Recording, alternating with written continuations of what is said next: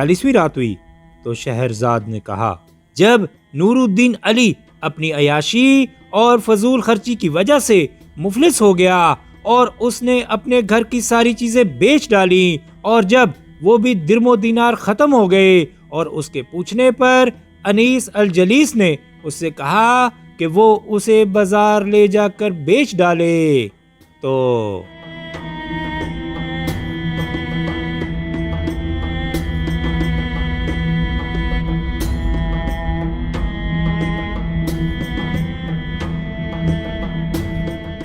پھر انیس الجلیس نے اس سے کہا کہ کیا تجھے معلوم ہے کہ تیرے باپ نے مجھے 10,000 دینار میں خریدا تھا، اور خدا نے چاہا تو تجھے کم و بیش اتنی ہی قیمت مل جائے گی، اگر خدا کو منظور ہے کہ ہم پھر ملیں تو مل جائیں گے۔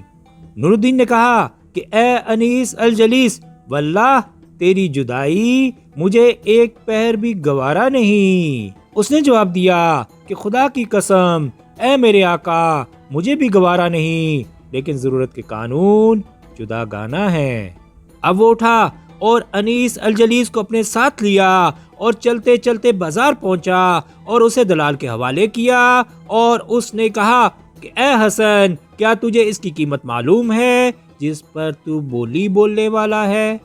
دلال نے جواب دیا کہ اے میرے آقا، کیا یہ وہی انیس الجلیس ہے جسے تیرے باپ نے مجھ سے 10,000 دینار میں خریدا تھا؟ اس نے جواب دیا کہ ہاں۔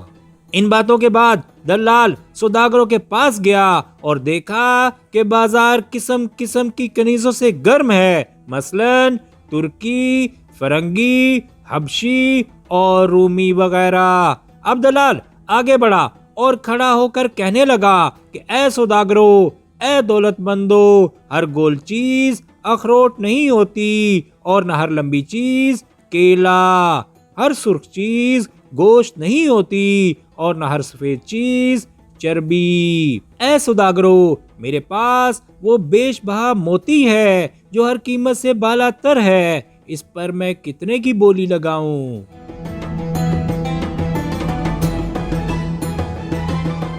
ایک سوداگر نے جواب دیا کہ 4,500 دینار کی بولی لگا، اور دلال نے پہلی بولی 4,500 دینار کی لگائی، اور یہ بولی لگا ہی رہا تھا کہ دیکھا کہ وزیر معین بن ساوا بازار میں سے گزر رہا ہے۔ جب وزیر نے دیکھا کہ نور الدین بازار میں ایک طرف کھڑا ہوا ہے تو وہ اپنے دل میں سوچنے لگا کہ ابن خاقان یہاں کیوں کھڑا ہے؟ کیا اس جونک کے پاس ابھی اتنے دام باقی ہیں کہ وہ لونڈیاں خریدے؟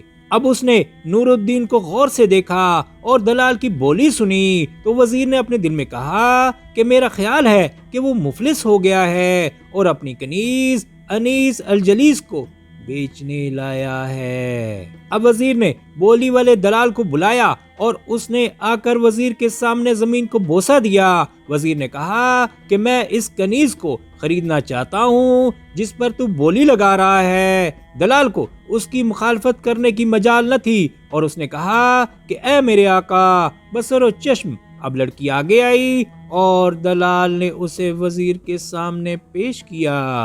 وزیر نے کہا کہ اے حسن، اس کنیز کے تجھے کتنے دام مل رہے ہیں؟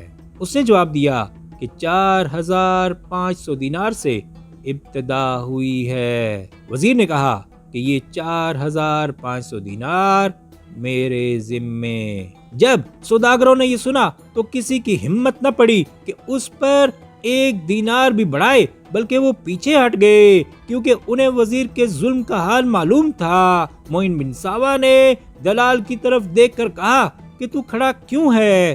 جا اور مشورہ کر۔ دلال نور الدین کے پاس گیا اور کہنے لگا کہ اے میرے آقا، کنیز تیرے ہاتھ سے مفت جا رہی ہے۔ اس نے پوچھا کہ وہ کیسے؟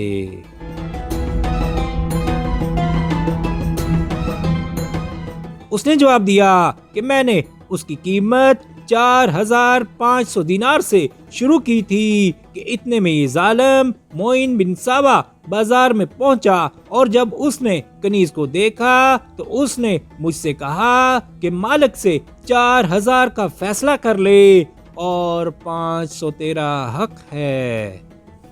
میرے خیال میں اسے معلوم ہو گیا ہے کہ یہ کنیز تیری ہے، اگر وہ فوراً قیمت ادا کر دے تو اچھی بات ہے، لیکن میں اس کے ظلم کا حال جانتا ہوں کہ وہ تیرے لیے اپنے ایک عامل کے نام ہنڈی لکھ دے گا، لیکن اس سے کہے گا کہ تجھے کچھ مت دے۔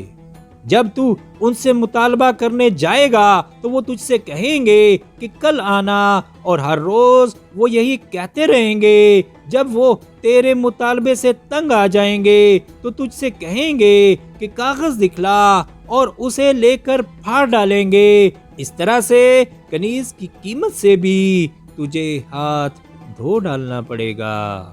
جب نور الدین علی نے دلال کی باتیں سنی تو وہ اس کا منہ دیکھنے لگا اور کہا کہ پھر کیا کرنا چاہیے؟ اس نے کہا کہ میں تجھے مشورہ دیتا ہوں، اور اگر تو نے اسے مان لیا تو اس میں تیرا بڑا فائدہ ہے۔ نور الدین نے کہا کہ وہ کیا ہے؟ اس نے جواب دیا کہ جب میں ان کے پاس کھڑا ہوں گا تو فوراً میرے پاس آئیو اور کنیز کو میرے ہاتھ سے چھین کر اسے ایک تھپڑ لگائیو اور کہیو، او بد چلن عورت، جو قسم میں نے کھائی تھی وہ پوری کی اور تجھے بازار میں لایا، کیونکہ میں نے حلف اٹھایا تھا کہ تجھے بازار لے جا کر تجھ پر دلال سے بولی لگواؤں گا۔ اگر تو نے یہ کیا تو غالباً یہ چال وزیر اور تمام لوگوں پر چل جائے گی، اور ان کو یقین آ جائے گا کہ تو محض اپنی قسم پوری کرنے اسے بازار میں لایا ہے۔ اس نے کہا کہ ٹھیک ہے۔ اب دلال اسے چھوڑ کر بازار میں آیا اور کنیز کا ہاتھ پکڑا، اور وزیر معین بن ساوا کی طرف اشارہ کر کے کہا کہ اے میرے آقا، اس کا مالک آ گیا ہے۔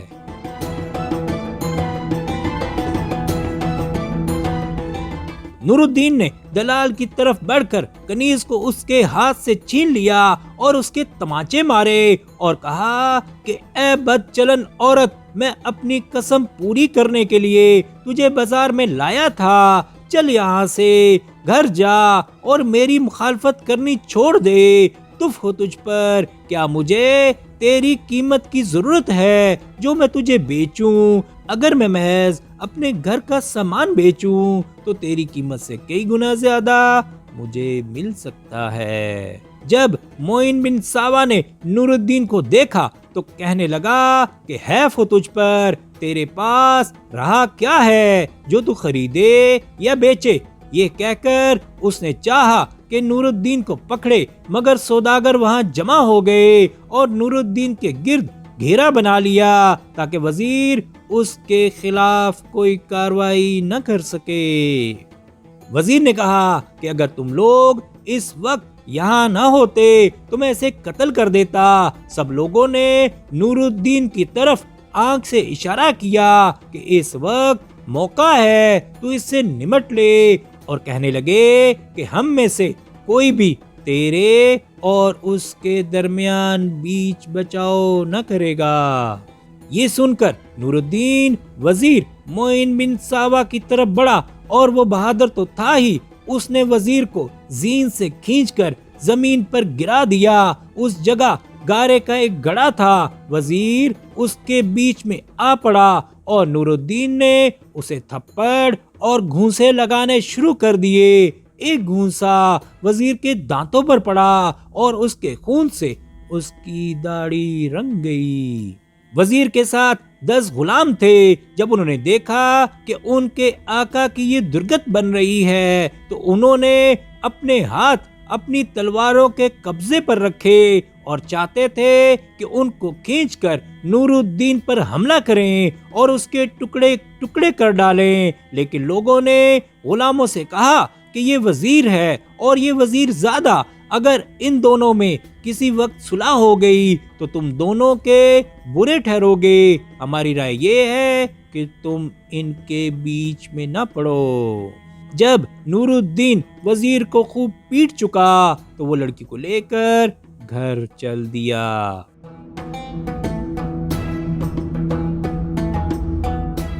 اب وزیر اس حالت میں تھا کہ اس کے کپڑے 3 رنگ کے تھے، کیچڑ سے بھورے، خون سے سرخ اور راکھ سے کالے۔ اب وہ بادشاہ کے محل میں گیا اور چلانے لگا کہ جہاں پناہ، دہائی ہے دہائی۔ بادشاہ نے کہا کہ جلد کہہ اور اپنا ماجرا بیان کر کہ یہ حرکت تیرے ساتھ کس نے کی، تیری عزت میری عزت ہے۔ وزیر نے کہا کہ اے میرے آقا سن، میں آج کنیز بازار میں گیا تھا کہ ایک کنیز خریدوں۔ وہاں میں نے ایک کنیز دیکھی جو حسن و جمال میں لاجواب تھی، اور میں نے ارادہ کیا کہ میں اسے اپنے آقا کے لیے خرید لوں۔ میں نے اس کے مالک کے متعلق دلال سے دریافت کیا۔ اس نے کہا کہ یہ علی بن فضل بن خاقان کی کنیز ہے۔ ہمارے آقا نے اس کے باپ کو ایک بار 10,000 دینار دیے تھے کہ وہ ان داموں سے ایک حسین کنیز خریدے، اور اس نے اسی کنیز کو خریدا تھا۔ جب اس کو وہ پسند آئی تو اس نے ہمارے آقا کے ساتھ بخل کیا اور وہ اپنے بیٹے کو دے دی۔ جب باپ مر گیا تو بیٹے نے تمام املاک اور باغ اور برتن بیچ ڈالے، یہاں تک کہ مفلس ہو گیا، اور آخرکار وہ کنیز کو بیچنے بازار لایا اور دلال کے سپرد کیا۔ دلال نے اس پر بولی لگائی، یہاں تک کہ اس کے دام 4,500 دینار تک آ گئے۔ میں نے دل میں سوچا کہ اس کنیز کو اپنے بادشاہ کے لیے خرید لوں۔ آخرکار اس کے دام ہمارے آقا ہی نے ادا کیے تھے۔ یہ سوچ کر میں نے نور الدین سے کہا کہ بیٹا اس کی قیمت 4,500 دینار مجھ سے لے لے۔ یہ سن کر اس نے میری طرف گھور کر دیکھا اور کہا کہ اے منحوس بڈھے، میں اسے یہودیوں اور عیسائیوں کے ہاتھ بیچوں گا مگر تیرے ہاتھ نہیں۔ میں نے کہا کہ میں اسے اپنے لیے نہیں خریدتا مگر اپنے آقا کے لیے خریدتا ہوں جس کے ہم دونوں نمک خوار ہیں۔ جب اس نے مجھ سے یہ سنا تو غصے میں آ گیا اور مجھے کھینچ کر گھوڑے سے گرا دیا، اور اس نے مجھے تھپڑ اور مکے مارے، یہاں تک کہ میری یہ درگت بنی جو تو دیکھ رہا ہے، اور وہ بھی اس لیے کہ میں تیرے لیے اس کنیز کو خرید رہا تھا۔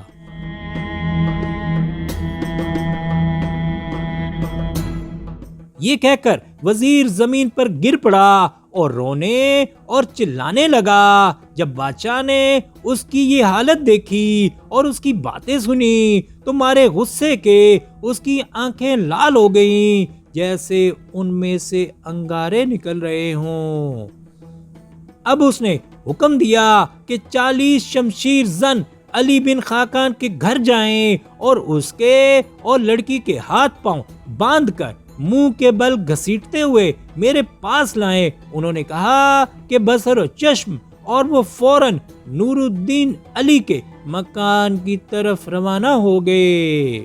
بادشاہ کا ایک دربان تھا جس کا نام علم الدین سنجر تھا، جو پہلے فضل بن خاقان کا زر خرید غلام تھا مگر بڑھتے بڑھتے بادشاہ کا دربان ہو گیا تھا۔ جب اس نے بادشاہ کا حکم سنا کہ دشمن اس کے آقا کے بیٹے کے قتل کی تیاری کر رہا ہے تو وہ فوراً گھوڑے پر سوار ہو کر نور الدین کے مکان پر پہنچا اور دروازے پر دستک دی۔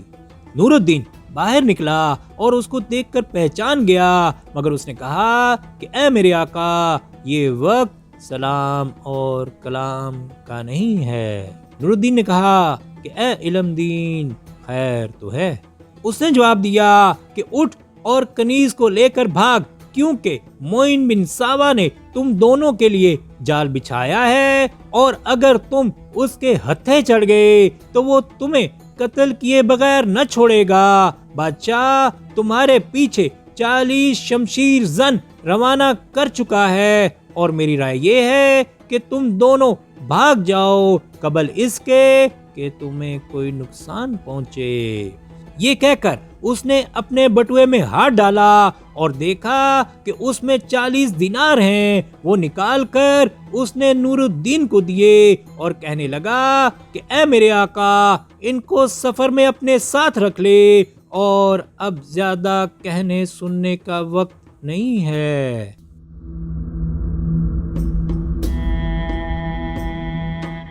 یہ سن کر نور الدین لڑکی کے پاس گیا اور اس سے سارا ماجرا بیان کیا، اور دونوں نکل کھڑے ہوئے۔ خدا نے ان کی پردہ پوشی کی اور وہ دریا کے کنارے پہنچ گئے اور دیکھا کہ وہاں ایک کشتی روانہ ہونے کے لیے تیار کھڑی ہے، اور ملاح پکار کر کہہ رہا ہے کہ اگر کسی کا کوئی کام باقی ہو تو وہ فوراً کر لے، کیونکہ ہم لنگر اٹھانے والے ہیں۔ سب نے جواب دیا کہ اے ہمارے آقا، اب ہمارا کوئی کام باقی نہیں رہا۔ ملاح نے لوگوں سے کہا کہ رسیاں کھول دو اور لنگر اٹھا لو۔ نور الدین نے اس سے پوچھا کہ کشتی کہاں جا رہی ہے؟ اس نے جواب دیا کہ بغداد۔ اب شہرزاد کو سبوتی دکھائی دی اور اس نے یہ کہانی بند کر دی۔